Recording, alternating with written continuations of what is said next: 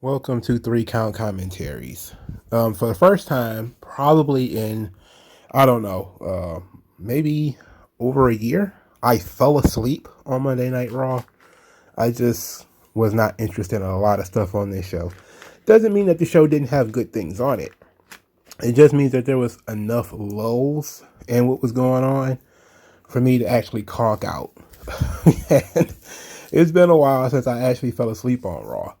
But it happened this time. So there was some things that people found disappointing, even though I wasn't disappointed because I didn't expect much.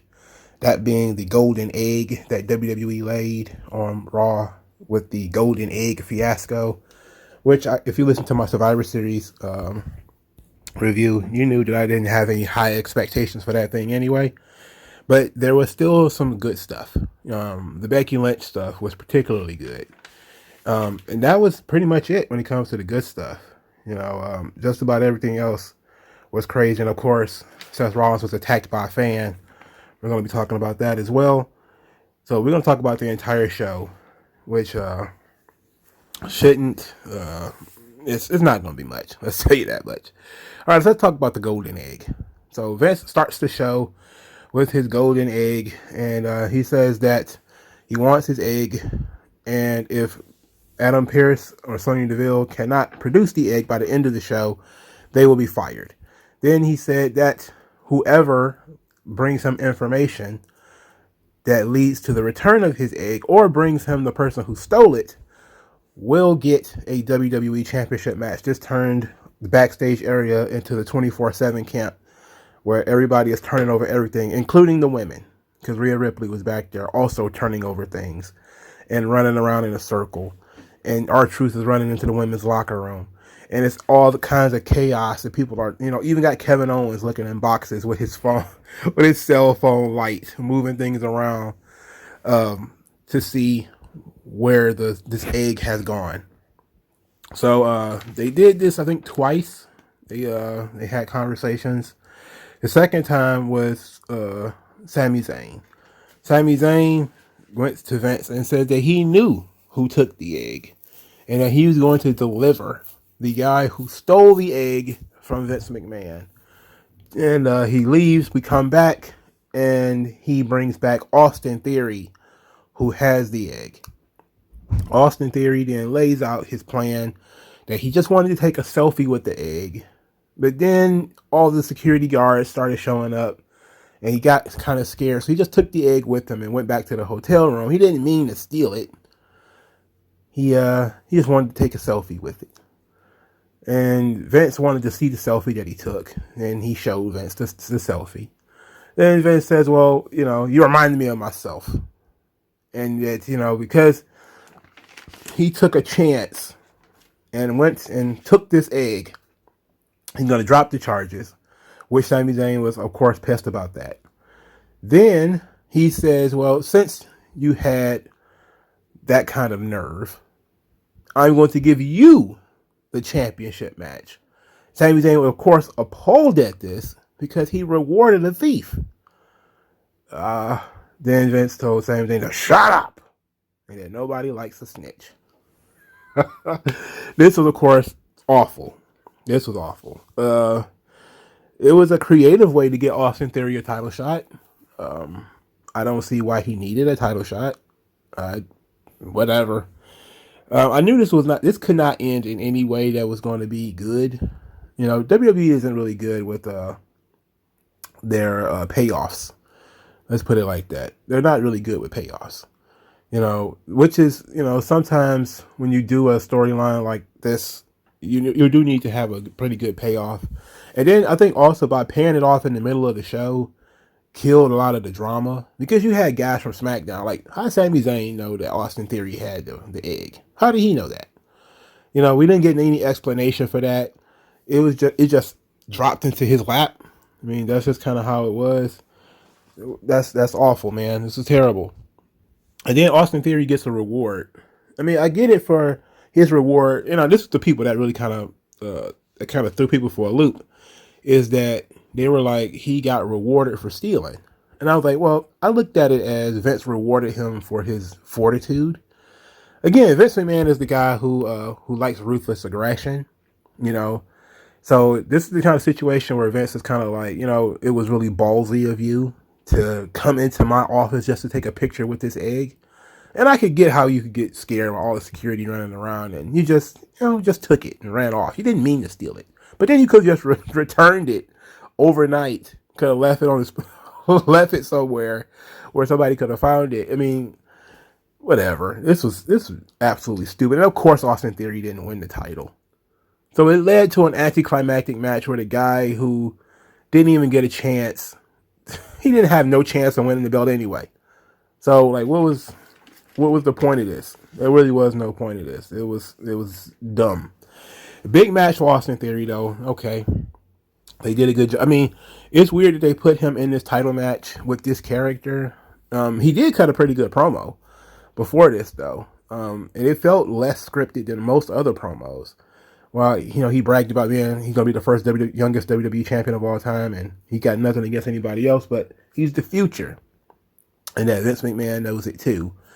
So this is kind of Vince's way of giving Austin Theory a nod by giving him a title shot personally.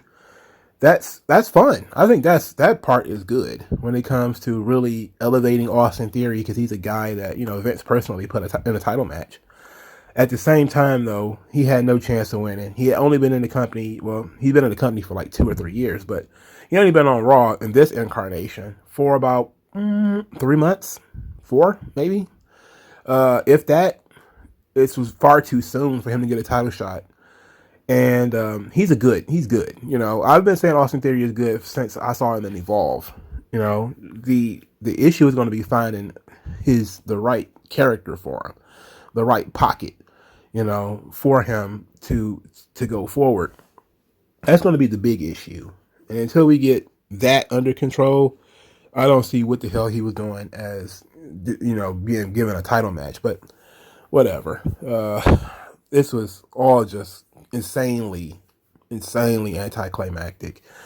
Sonya Deville and Adam Pearce literally had nothing to do with it. They introduced the idea of them being fired, and then they had people pitching the idea that maybe Naomi was going to have the egg, and she's going to take the egg to get Sonya Deville fired. And then once Sonya Deville was fired, she would return the egg, and all that kind of stuff, which would have been cool. I thought that once they said that everybody's going to be there from Raw and SmackDown, there was a lot of different plot threads you could have gone with. There was the Roman took the egg because he keeps talking about The Rock, and he's like, fuck this egg, I'm gonna break it, which I think would have been probably the best option. Would have been Roman Reigns stomping the egg or throwing the egg or something, even if The Rock is not coming, which again, The Rock is not coming. He's already said he's not coming. So to discuss that for a moment, I still see people saying to themselves, they did this 4-hour presentation for The Rock, and then he didn't show up. And here's the thing: they never said he was going to be there. they never. In fact, The Rock personally said that he is not wrestling Roman Reigns at WrestleMania, and I typically believe that if he said it, it's not going to happen.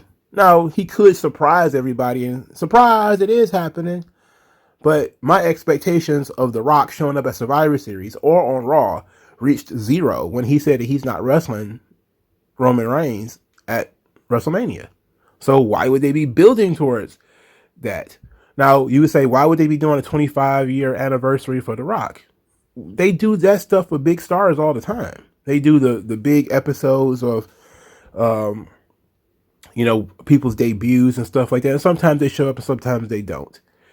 The Rock not being there shouldn't have been a big of a surprise, big of an issue, rather, knowing that, again, he told you he wasn't going to be there. So I think a lot of people booked this thing in their heads, and then it didn't reach the expectations that they had in their head. They had kind of fantasy booked The Rock showing up, and The Rock was never going to be there, and WWE never said The Rock was going to be there.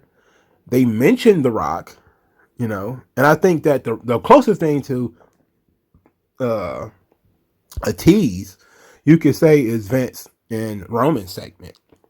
I think that was probably the closest thing, because it was such an awkward segment where, why is he talking to Roman about The Rock and this egg? Like, what was the point of that? But I guess the point of that was to get over the value of the egg, so that when the egg gets stolen, it's a big heist. It's a big deal.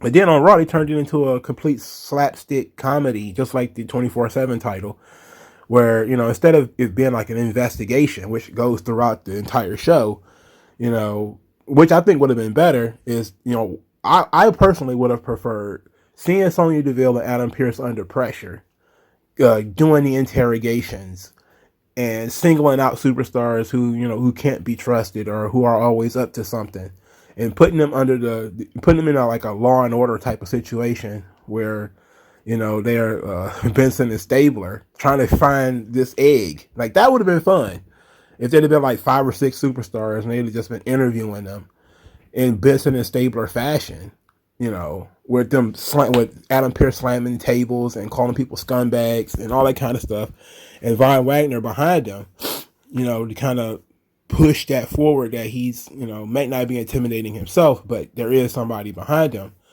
who will take up for him. That would have been so much better. It'd have been a lot more fun. It'd have been a lot funnier. The slapstick of everybody just throwing stuff around and flipping over everything, and R-Truth running into the women's locker room and people scrambling down the hallway. It made it seem like they were kids on an Easter egg hunt. And that was absolutely stupid. It was stupid. It was a bad decision.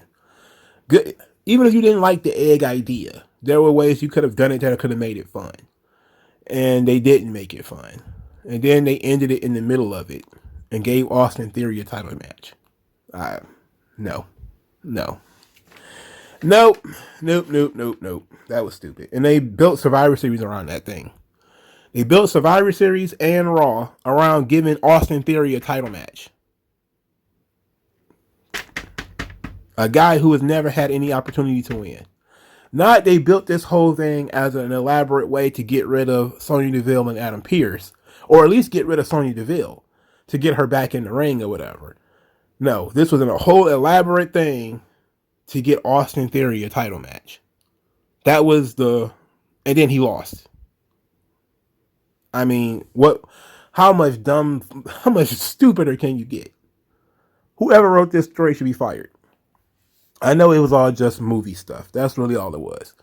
They wanted to do some stuff with the movies, and that's what they ended up doing. Whatever. Come on, man. Even if I'm tired of it. Let's move on. Let's move on very quickly.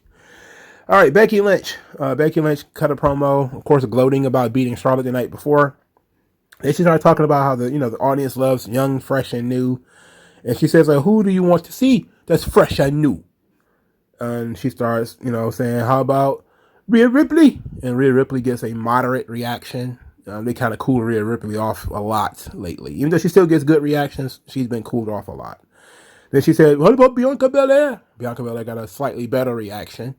But again, she's been around. She's not really fresh and new, considering she was champion for 100 plus days on SmackDown. Then she says, how about Liv Morgan? Liv Morgan gets the biggest reaction, not only because she's from New York, New Jersey, she's from that area, but also because she's in this storyline, and she's never been champion before.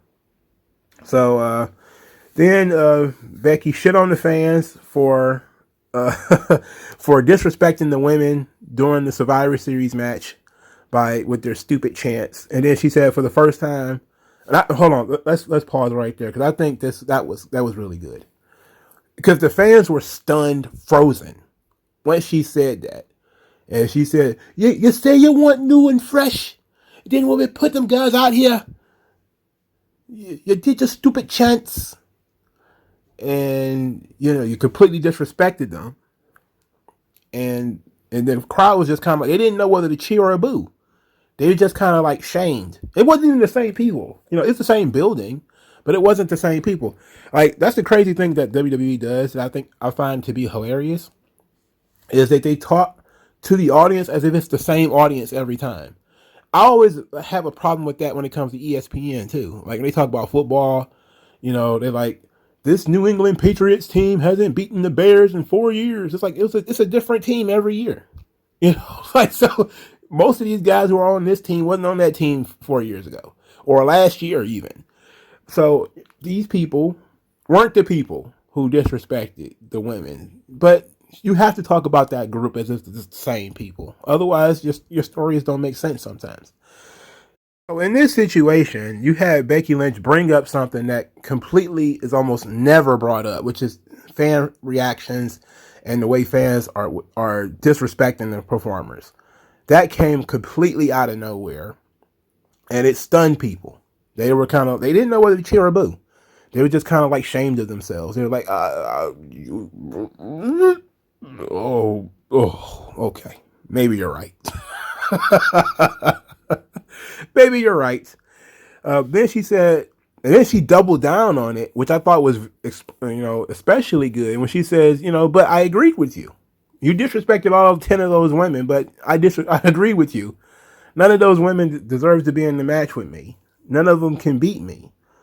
And then she said, much less Liv Morgan. She said Liv Morgan hasn't won a match, and because she won a match, her first match in 4 years. This was pretty good. It was a pretty good whole thing that they did here. What I really liked more was the Becky Lynch segment later on. Like, that was a strong segment from Becky. The Liv Morgan segment, when she walked up to Liv Morgan, was great. This was truly awesome. Liv Morgan was talking about how it was bittersweet to win Survivor Series because she lost, but Bianca pulled it out for him. Then Becky came out here and said that you did nothing, and said that she got outshined at Money in the Bank, and that hey, and then Liv Morgan, she was like, you never hold this title, and then Liv Morgan said, I'm pretty sure I held the title last week. And then Becky Lynch said, I do plenty of autograph sessions. I let little kids hold the title all the time. That doesn't mean they're the champion. And then she said that Liv Morgan I told you something in confidence. You told the world. You embarrassed me. You embarrassed your friends who aren't here anymore. You embarrassed your family. You embarrassed yourself. And then Liv Morgan got the sad face. She got real sad faced. And then Becky started making fun of her and said she's going to cry. You going to cry, huh? You going to cry, Liv? You going to cry, huh? Then Liv smacked her or something like that. It could have done something more than that. Like, that deserves a tackle, and a takedown. And you throw like a fury of punches. Even though they probably wouldn't have looked good because it's Liv Morgan. But, a single slap, that's like some high school drama shit, like, how dare you? Slap. And then you're like, nah, man. If this is wrestling, that's some shit where you start really like windmilling on Becky. And you make Becky run away. That would have been a lot better. But I love the segment because everything in it was true. I mean, what can you say? They're doing Liv Morgan no favors by completely burying her in this hole of being a complete and total disappointment. But it's a good thing that they're doing this because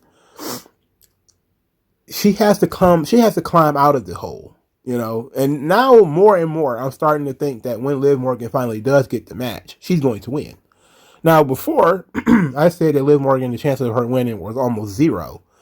And I still believe that it's near zero. But I think it's gone up to maybe 3% since this thing started. And that's because they're doing a good job of putting Liv Morgan in the underdog role, for starters, which is what you want for your babyface. The second thing that they've done is that they've really kind of made this personal, which is another good thing. Now, it's not just pride of being the champion or desire to be the champion. It is also now Liv Morgan wants to shut up Becky Lynch. So that's another good thing. The only thing that they're missing here is Liv Morgan having any goddamn momentum. When Liv Morgan was named the number one contender, she should have been out there winning matches. After she became number one contender, she should have been on a roll winning matches. She should not have gotten beaten at Survivor Series. Sorry. She should have been, should she have been the sole survivor? No. But she should have been maybe right there with Bianca when the match ended. That way, Bianca could do the work. Liv Morgan could, I didn't lose. You know, I was on the team. I didn't lose. You know, I helped. But, you know, it wouldn't have looked as ridiculous with Bianca beating 4 people by herself. And Liv being there, she would have gotten a little bit of that shine, a little bit of that rub. And that would have been better for her. But it's also kind of a good story point that she did lose. Because that, of course, is the crux of Becky Lynch's promo on the show, is that Liv Morgan didn't do anything. She won without doing anything. Technically, she won, but it's really she got beat. You know, so you could take that either way. But Liv Morgan should have wrestled on this show and beat somebody and really won a match and started to amass some victories. You know, them doing promo segments is good, but she needs to amass some wins. They need to show people that Liv Morgan is getting better in the ring, and she's wrestling people who are better than she is, and she's, you know, got tricks up her sleeve too, and that she's, you know, is a young, fresh babyface who can do it. The issue that we got here is that once Liv Morgan wins the title, if she ever wins the title, there's not going to be any legs to that character. She's going to be somebody who, as soon as she wins it, it's going to be time to take it off of her. As soon as she wins it. And you know what? That's kind of typical for, you know, pure baby faces. Like, for them, it's all about the chase. It's not about the run, which is why, you know, they kept doing what they did with Daniel Bryan, as far as giving him the title and then finding ways to take it from him. That would have been, that's how you keep the chase going. You know, it's not just about padding stats. It's also how you keep the chase going. Because people get bored with top baby faces, you know, very, very quickly. So you have to find some way of making it interesting. Now, if you're a powerhouse baby face, you know, you're John Cena or Roman Reigns or Hulk Hogan or the Ultimate Warrior, you can get a 100-day run and it'd be okay. But for most underdog baby faces or something like that, nah, you gotta have a way of getting rid of the title almost the moment you give it to them. Otherwise, you run the risk of people getting tired of them and ultimately killing what little interest people had in them. I think sometimes giving a babyface that long run like Kofi Kingston had, it kills the desire to see them become champion again. That's all I'm saying. I think that if they get close, get it. If they get close, fail, get close, fail, get close, get it. Then they get jobbed out of it through some type of, backdooring. They get screwed or whatever. Then people will say, oh, he didn't get his run. He may have won the title, but he didn't get a run. But once you get a run, people are kind of like, okay, well, especially in today's modern wrestling landscape. Once you get a run, people are kind of done with you, you know. If you're an underdog babyface, I should say. All right, so the Liv Morgan stuff is very good. Bianca Belair beat Tamina. Who cares? Bianca, of course, said she's the BEST because she's the sole survivor. And Tamina came out with my favorite wrestler. She came out with the boat herself, Natalya. And oh my God. So after the match, Tamina and Natalya attacked Bianca Belair from behind. She fought them both off. And then Doudrop attacked her. And now we're teasing that Doudrop and Tamina and Natalya are friends. Now, wait a minute.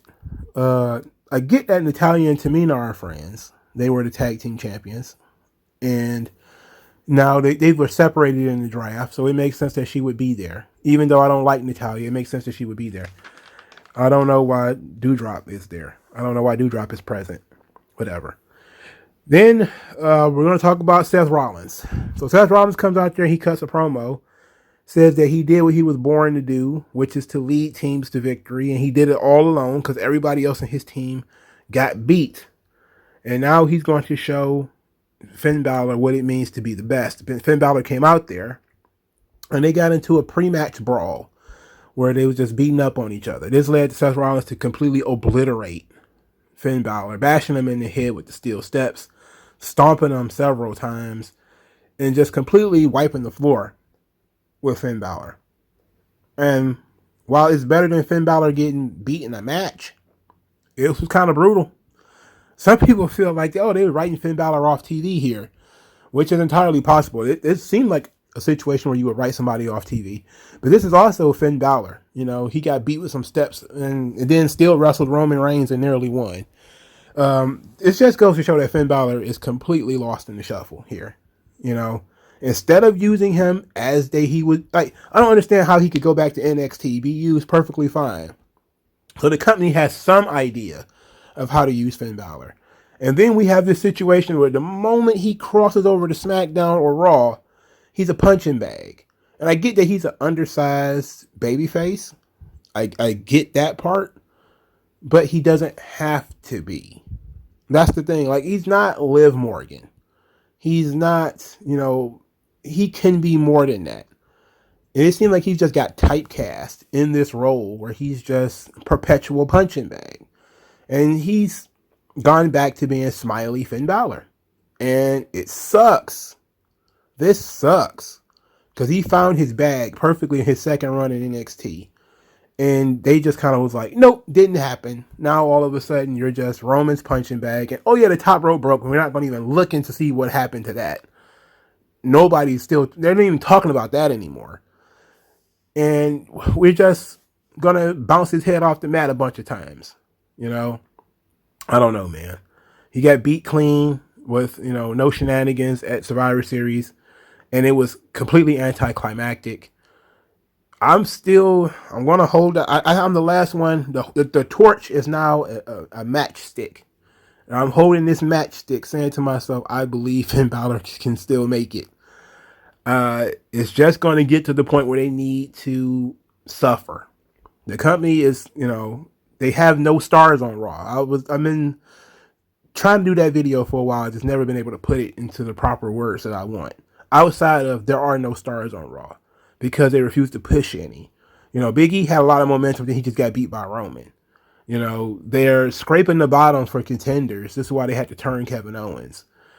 You got a guy in Finn Balor who the crowd really likes.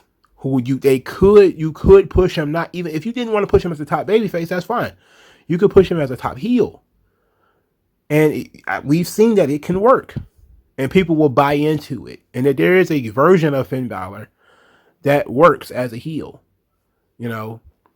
And I guess that, you know, Big E being a bigger baby face makes sense, you know, that we would not continue to not do that. But there's a world here where somebody like Finn Balor, who is already over, can be pushed forward. And yes, I know you may say Randy Orton's a star, but Randy Orton's in a tag team currently.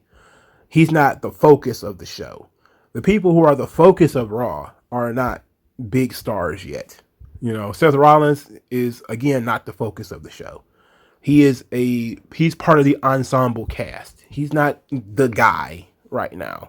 Big E is the guy.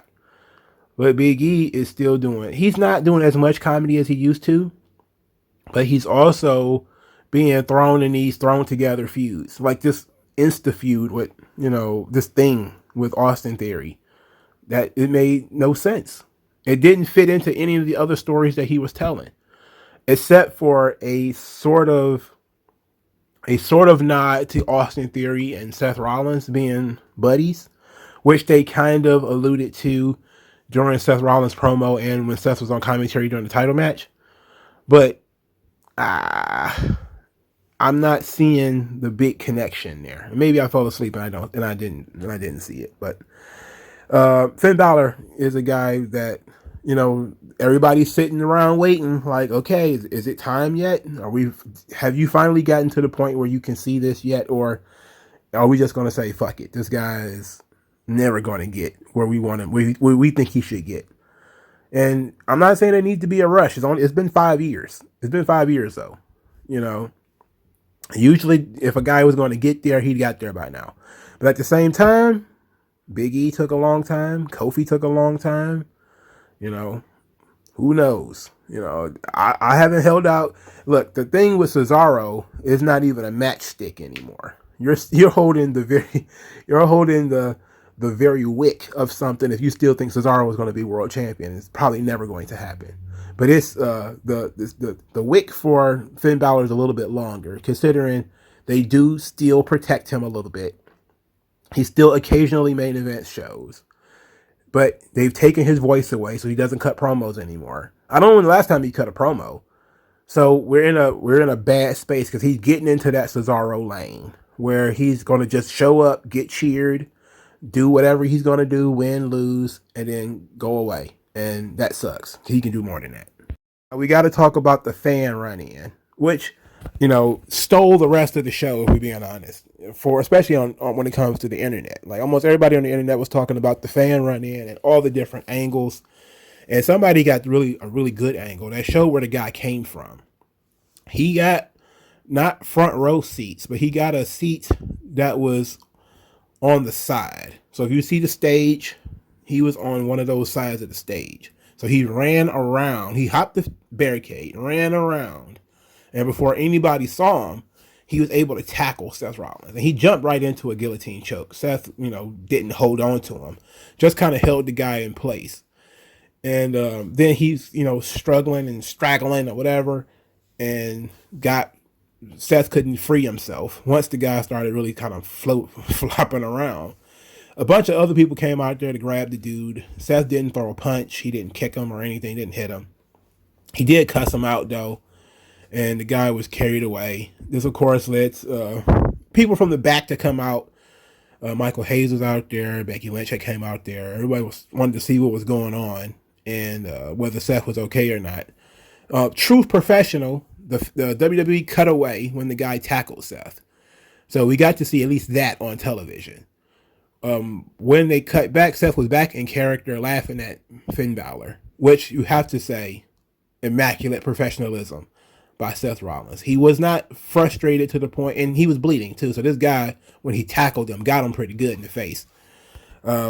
This is, I think, the second or third time fans have jumped Seth Rollins in the aisleway. Somebody, I forgot the time he was the double champion and somebody jumped the barricade on him. They didn't attack him. They just jumped the barricade and walk into the ring with him, which I was like, is absurd. And this jumping the barricade thing, there's really only two kinds of people who jump the barricades. There's these mentally ill fans where it's still real to them and they think that they're helping their hero. And maybe this guy was a super fan of Finn Balor and saw this horrible thing and wanted to help. But he's not, of the appropriate intellectual space to believe that it's not real. And sometimes that happens. Sometimes you can get people who are mentally handicapped. You can get them really riled up because they can't tell reality from fiction. The only other thing that you can get from this is that the only other kinds of people who jump the barricade are people who are looking for attention. And now Seth has had both of them. The guy who jumped the barricade in order to walk to the ring with Seth Rollins was looking for attention. The guy who jumped the barricade at the AEW show, he was looking for attention. This guy was looking to get Seth Rollins. So that tells me that he's probably... And then I saw the video also of the guy being escorted up the stairs out of the arena. And he seemed like he might have been one of those mentally disabled fans who still think this thing is real and that they're trying to help their heroes or help their guys by jumping the barricade. I'm not going to be one of those people who are going to cuss the guy out. I mean, that's pretty easy. It's pretty simple. He's a stupid motherfucker for jumping the goddamn barricade. But that's also what made me think that he might not be the sharpest knife in the drawer, is that we got this guy who jumps his barricade. And he got a pretty good shot in on Seth Rollins, with the tackle, but he didn't do anything. He just kind of held Seth down. He didn't punch him or anything. At least I didn't see any punches. Seth didn't punch him either. He just kind of put him in a headlock and kind of held him. And then other people started, coming out there, and Seth couldn't untangle him after the guy kind of went over his head a little bit. Seth couldn't get out. I guess the guy probably had him out by the hair or something like that. So it was an ugly scene. It was, of course, people should not jump the barricades. I thought this was funny at first because WWE had done a great job of not acknowledging these kinds of things. So even though we saw this fan tackle Seth, we saw it on camera. WWE's commentary team and their production team, they cut away They cut to Finn. Finn was in the ring selling. The medics and everything were there. The commentary booth didn't miss a beat. They kept talking about Seth Rollins and how horrible a person he is, yada, yada, yada. Everybody, they moved on completely as if it did not occur. And I was like, that level of professionalism has got to be trained. You got to have beaten that into people that they don't sell this kind of stuff. And then Seth went right back into being in character after he cussed the guy out. And then you also could not hear Seth cussing him out. Despite all the cameras and microphones everywhere, you couldn't hear Seth cussing this guy out on television. So they did a really good job of covering this up. And, of course, when they replay it, they'll probably edit even the little bit of it out. So kudos to all the fans who recorded it. Hopefully the guy is, if the guy has just wanted attention, then throw him under the prison. If he's a mentally disabled, which there's always that chance that, he's a mentally disabled fan, then I hope he seeks to get him some help. And, but if he's just like an idiot who is like, this is my chance to show that I should be a WWE superstar, it's like, nah, kick him in his ass and throw him in prison. That's assault, bear. But I'm always going to be open to the concept that maybe the guy isn't the smartest guy in the world and doesn't know what he's getting himself into. But WWE being WWE, after this, incredible scene, they sent out the Street Profits to do comedy, and they had a black bag, which led people to believe, at least at this time, that they might have had the egg. So they're playing with this bag, and they're going to wrestle Omos and AJ Styles. And what turns out to be in the bag was a fire extinguisher, which they used to blind Omos and AJ Styles and get disqualified. This was stupid. Of course, this was stupid. Look, the Street Profits are completely without a direction since they lost the tag team titles, and they were tag team champions for a long time. But since WWE doesn't have a tag team division, there's no other tag teams for them to feud with.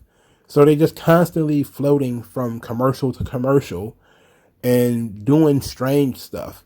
I was thinking to myself, like, maybe it's a time where you can do singles stuff, but them still be a team. Where you can have Montez Ford maybe wrestle for the United States title or something like that while Dawkins is in his corner. Not turning Dawkins into a manager, but just, to prolong the team. Occasionally Ricky Morton or Hawk would wrestle for a singles title, or wrestle a singles match. Sometimes one of the Steiner brothers would wrestle a singles match. Like, if you don't have a tag team for them to feud with, it's okay to put them in singles feuds for a little while. Or put them in a single situation for a little while where they can do something else. But instead, they insist on them being the commercial guys for WWE, which is good, for the homeboys. I think that's awesome that they find them to be incredibly marketable in that way, but they're completely and totally without direction other than, hey, go shill pizza. Hey, go shill Skittles. Hey, go shill this, go shill that. They just don't have a direction. And Omos is booked so strongly that it was pretty much a foregone conclusion that as soon as Omos got into the match, the Street Profits was going to lose. So they avoided everything, avoided all of this. And AJ Styles, of course, is in a holding pattern until WrestleMania, when I'm guessing he's probably going to finally break out and do something else. So they decided to get around the Omos situation with the fire extinguisher, which, of course, leads people to say, oh, because they want the smoke. And I'd say to themselves, maybe. But I think it was more so they needed a way to deal with Omos and figured that the fire extinguisher was a good way to do it. Because, he's a giant, but he still needs eyes and he still needs to breathe. So it's a good way of getting Omos down or getting him out of the way. But, of course, it leads to disqualification. So that means we're going to do this again. That's not fun. That's not fun to run it back. I'm not a fan of that. I hated this whole fire extinguisher thing. I think we were too fresh off of the nonsense with Seth Rollins to try to bring out some comedy. They did have a short match, though, and I think people were kind of getting behind them, but then they threw that disqualification at him. Look, I'm perfectly on on the belief that a disqualification is a perfectly fine way to finish a match. Again, I've said it before. You watch a lot of old wrestling, disqualifications are common. Only in Japan or something like that where they do pinfalls and submissions in pretty much every match. Most other promotions, they relied very heavily on countouts and disqualifications as a way to protect their performers, as a way to extend stories, as a way to extend feuds. They do what WWE did here with Seth Rollins and Finn Balor. They'll have somebody take somebody out before the match, so the match never really gets in the ring. They'll have a match start. A guy will bail on the match, grab his belt and leave, get counted out. Those kinds of storytelling elements, they make perfect sense. They bother the wrestling intelligentsia because they think everything should be Japan, and that when you announce a match, it has to end in pinfall or submission, when that's not the case. Sometimes a disqualification or a countout makes more sense because you want to try to use this fight again. And it's because WWE wanted to try to use Street Profits and AJ and Omos again, which of course they will, they had to find a way out of it. And their way out of it is for the Street Profits to blow smoke in Omos's face. I'm not saying it is good. I'm not even saying it is good booking. I'm saying it makes sense, because they're not, why give away a clean pin? Like the wrestling intelligentsia also complained that Bianca Belair already beat Tamina. So, but they wanted to extend that by having them do it again. But they've already done it, and Tamina's already lost. So what's the point of doing it again? That's what I mean by it makes sense, but it's not, doesn't necessarily mean that it's good. So, Carmela and Zelena Vega. Carmela, they told their entire plan was to isolate Nikki because she's the weak link, and that Rhea has been carrying the team, and that, once they get rid of Rhea, beating Nikki should be easy. And you would think that the heels telling their strategy to the baby faces on national television, literally 3 minutes before the match starts, the baby faces would be smart enough to get around it. You would be wrong. You would be wrong. They told their whole entire strategy, and then it worked. And then the strategy worked. Oh, man. Carmela shuffle side kicks Rhea Ripley. Rhea Ripley's head hits the barricade. Nikki tries to help Rhea, ends up getting hit with the code red by Queen Zelena. Now Zelena Vega and Carmela are the tag team champions. And Rhea Ripley is free from this garbage with Nikki Ash. I'm glad it's over. I'm glad it's over. Now that you killed it, I'm glad it died. Rhea Ripley is a top star waiting to happen. I know she's a little young, but she should be rightfully the protege of Becky Lynch. Becky Lynch and Rhea Ripley are waiting to have bangers against each other. The Liv Morgan thing is cool because Liv Morgan is a great underdog babyface, but I think that the true rivalry for the future is Becky Lynch and Rhea Ripley. I think they're going to tear into each other. Rhea Ripley and Charlotte was doing so well, and I think that her and Becky can do so much more, because I think Becky is coming along when it comes to being one of the better wrestlers. She's not better than Charlotte, but I think she understands her character and her motivations and stuff a little bit better than Charlotte, because Charlotte is just Rick, female version, and more, I guess you could say athletic, because Rick had that car crash, so he wasn't going to do a lot in terms of flips and shit. So Charlotte is in a different league. She was a gymnast and everything, so she can do all that. But Becky is coming along as a brawler and as a technician in terms of being able to mix it up a little bit better than Charlotte. While Charlotte is more of a technician, and also she can do some high flying gymnastic stuff. So Rhea Ripley as a sort of brawler too, who, if she needed to do, she's not a submission specialist, but she's a powerhouse, and she can really do her shit too. And I think her and Becky that's just styles waiting to clash. Nikki, on the other hand, I don't know. I don't know what we're doing with Nikki. This thing has been an abortion since her title shot. Since she won the belt and lost it and got kicked in the face by Charlotte and, completely humiliated in front of her fans when she just won the title, I haven't had any faith in this Nikki thing. We might need to do a Spider No More type of storyline where Nikki gives up and throws the superhero thing in the trash and walks away sad, only for her to return as some other version down the line, because this Nikki Ash thing is not working. In fact, she's probably on the chopping block, if we're being honest. As far, I'm talking budget cuts, is what I'm saying. She's very short. She's very energetic. I think people really liked her, but they like Nikki Cross. They don't like Nikki Ash.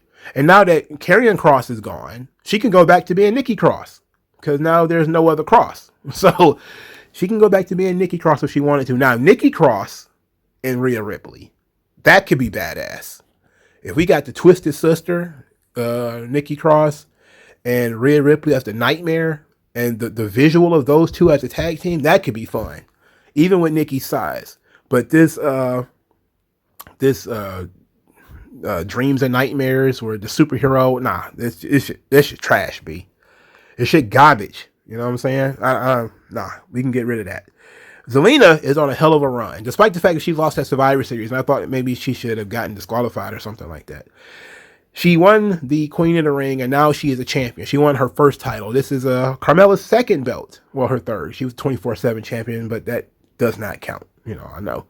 Some people think it counts. It doesn't. I really don't count the 24/7 title as it means anything.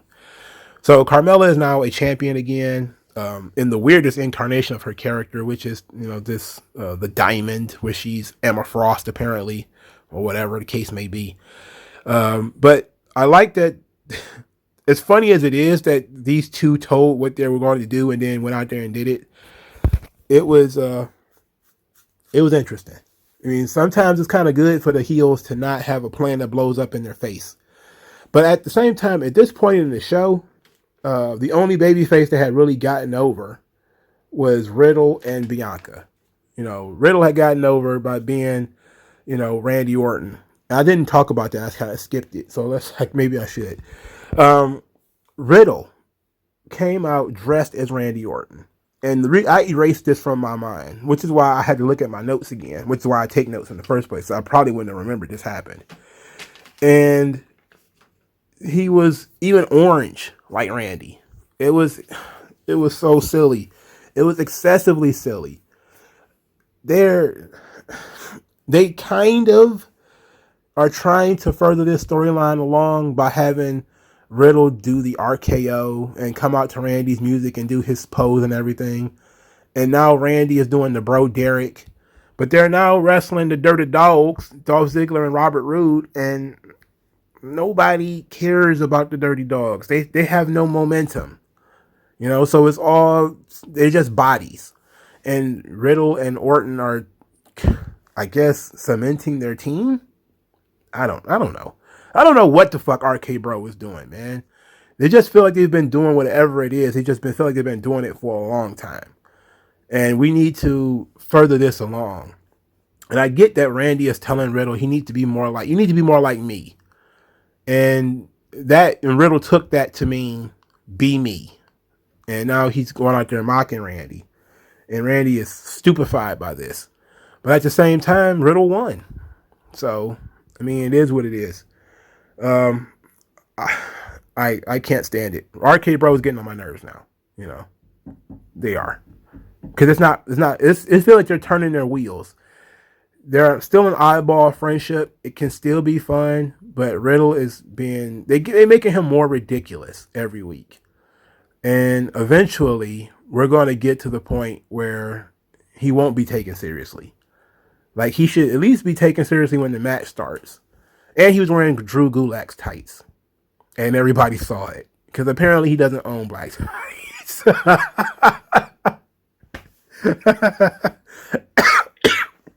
Holy shit.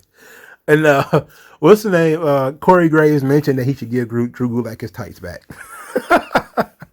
So, both tag team situations the women's tag team division is not really oddball, because Zelena, Vega, and Carmela actually kind of fit. You know, Zelena is, you know, the queen. She needs to have somebody with her. She's also very small. So Carmela, being sort of the tall blonde, tall in quotation, of course, she's not Rhea or Charlotte or anything like that, but she's taller. and is more physically imposing than Zelena, which I know is weird to say because considering Carmela is Carmela. But she's, Carmela's, Zelena's the brains of the team. Carmela's the beauty, and they're kind of working together. And they both are limited physically, but they were able to put together a strategy in which they could capture the tag team titles. While RK Bro was being silly, they're actually showing that the women can be silly and be tactical at the same time. So, whatever. I'm just glad Rhea Ripley's out of this situation. That's really all that's my excitement. Rhea Ripley's out of this shit, which is good. The United States title. Damian Priest had an open challenge. Apollo Crews came out there, and Aziz spoke and said that that Apollo Crews is a Nigerian hero, and referred to him as His Excellency, which I like. I like His Excellency. I don't like Aziz talking though. I like, it's like when Aziz got he got slammed that one time, and I was like, oh yeah, that's it for him. Now he's talking, and I'm kind of like, it's not the same as when Amos talks. Amos talks, they keep it very short with him. Aziz is out here trying to cut full promos, and that's not good. Apollo Crews is now, he's Skeletor, where he's like, ha ha ha, you say you have a split personality. Why? I found out who I truly am. It's like, what is going on? It's like a Saturday morning cartoon villain. They have really... Apollo Crews was cool at first when he was, I could shoot him to steel. Like, that was cool. He was like Killmonger from Black Panther. Now he's like the Riddler from, Adam West Batman, where he's just rubbing his hands together like, ha ha ha ha, like the Repo Man or something like that. What the fuck have they done to this guy? What have they done to him? About Damian and his split personality. Like, you don't need to mention it. You don't need to mention it. Just let us see it. So, because they're in New York, which is Damian Priest's hometown, Apollo Crews declines the open challenge. Which of course begs the question, what the fuck did you come out there for? You didn't want to wrestle the match, what did you come out there for? But he came out there to make sure that people see his face and know that he was challenging for the belt. Then Sami Zayn, who was still pissed about his situation earlier with Vince McMahon, decided, well, if you're not going to take the challenge, I am. So Sami Zayn versus Damian Priest, which, if they'd have put some thought into it and did some good work here, this could have been a big match. But instead, they kind of threw it together. Crowd was doing the wave, like, hey, woo. But that was during the commercial, so who knows what they were doing during the commercial. Sami Zayn starts getting the upper hand. He starts pie-facing Damian Priest. He got the U.S. title on his shoulder, talking about winning it, and he's shoving Damian Priest in the face. Damian Priest snaps. 2 moves later, South of Heaven, chokeslam, reckoning. Damian Priest wins. And guess what? He's still a babyface. So everybody thought he turned heel the night before. Nope, he's still a babyface. I wasn't wrong. He's still a babyface. He just did not like that Nakamura and Homeboy were cheating, which they were. No matter what the hell you say, if you're causing a distraction on purpose, you're cheating. Damian Priest and Apollo Crews are still on collision course. Okay, cool. I don't mind that. I like that idea. I think, we're probably going to end up with Apollo Crews winning the belt. Sami Zayn is continuing his conspiracy storyline now that he thinks Vince McMahon is part of the conspiracy to keep him out of the main event. They've jumped way back on the Sami Zayn character. He's completely gone backwards. But at least this makes sense. Damian Priest got a good quality win. We see where he's going next with Apollo Crews still being there. Apollo Crews still has Aziz. Despite the fact that they're comic book villains now, I don't know. I don't know what's going on with that. But I'm glad that Damian Priest is still a babyface and he's not a heel. And they did a good job of getting him back over by putting him in there with Sami Zayn. So that was good. So here's some other tidbits. Reginald lost the 24/7 title to Cedric Alexander. Cedric Alexander was then immediately attacked by Dana Brooke, and Dana Brooke wins the title. And because there's rules against no intergender violence, all the men who were in this group just encircled Dana Brooke and just watched her celebrate. And Dana Brooke with her perfectly, I don't know what's up with her teeth. Like her and Charlotte, she looks a lot like Charlotte now. And those two people should not be looking alike. But between, I think, the amount of plastic surgery that makes Dana Brooke and Charlotte look the same, even by the mouth and face, where they have perfectly aligned teeth, it's like your teeth is a little too perfect. Like, how did this happen?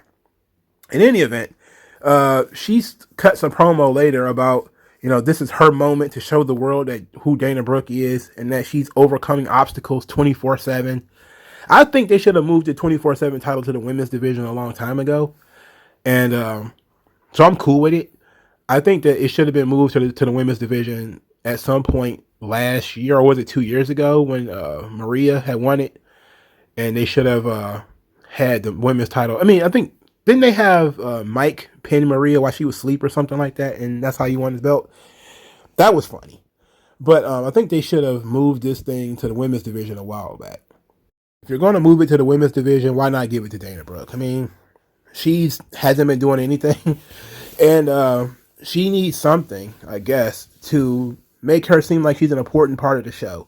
Because for a long time, Dana Brooke has been part of tag teams, and she had a cool angle when she was the, what do you call it? She was the protege of Charlotte, and that fell apart, and that was like the really only real storyline she was a part of. And that was, 4 years ago, 5 years ago, maybe? She hasn't been part of a real angle since. She had that short tag team with Mandy Rose, which I thought was going to, they were getting over. I thought it was going somewhere, but it wasn't. Now Mandy Rose is doing Toxic Attraction and is doing better than ever. And I had the idea that maybe Dana Brooke should have been part of that. That, should have sent her down to NXT too and make her the fourth member of Toxic Attraction, but I don't think she could pull it off. And plus I don't think she really needs to do that. I think we've seen what we can see out of Dana Brooke, but they're going to give her a chance, so I guess we're stuck with it. And the last thing here is the Mysterios losing a handicap match to Lashley. And this was, of course, embarrassing because this was, once again, the heels say they're going to do something and then they do it. MVP cut a hellacious promo on Ray where he said that he has a lot of respect for Ray and that Ray is an icon in the business and a monster slayer, but disappointed in him as a father. And said that he never taught Dominic that monsters are real. Now he's going to learn that he is. When Lashley puts him in the hurt lock and he's tapping out and he's going to be screaming, "Papi, help me, Papi." I think that's what he was saying in Spanish. And then he says that once we embarrass you, give Angie my number. Which, you can't do all that and then beat the guy, right? Like, he talked bad about his wife. Anyway, it happens exactly as MVP said it was going to happen. That Dominic get put in the hurt lock. He taps out. Ray is speared and thrown out of the ring. Lashley wrecks the Mysterios. And I guess the Mysterios' time as a tag team is completely done. Once you have a tag team that loses to one guy, man, it's over, right? We're done here.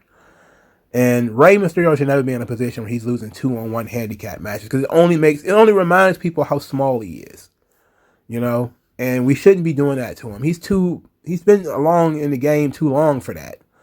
For us to just constantly be reminded that he's tiny and that he should be getting tossed into the crowd and everything. We've been pushing him as a top guy for too long for us to now fall back on, "You're small, Ray. You're very little." Whatever. I'm guessing this is going to lead to their breakup, which, them being kicked off the Survivor Series team should already have led to their breakup. But I'm glad Lashley didn't lose. But, what was the point of Lashley winning? Where is he going? And if we're going to revisit the Lashley Big E thing, this was just pointless. And maybe the Mysterio should have just gotten disqualified or counted out or something. I don't know. But it wasn't a good look for them. Not a good look for them. But I'm glad MVP is back. And now Lashley is back. Where's Shelton Benjamin?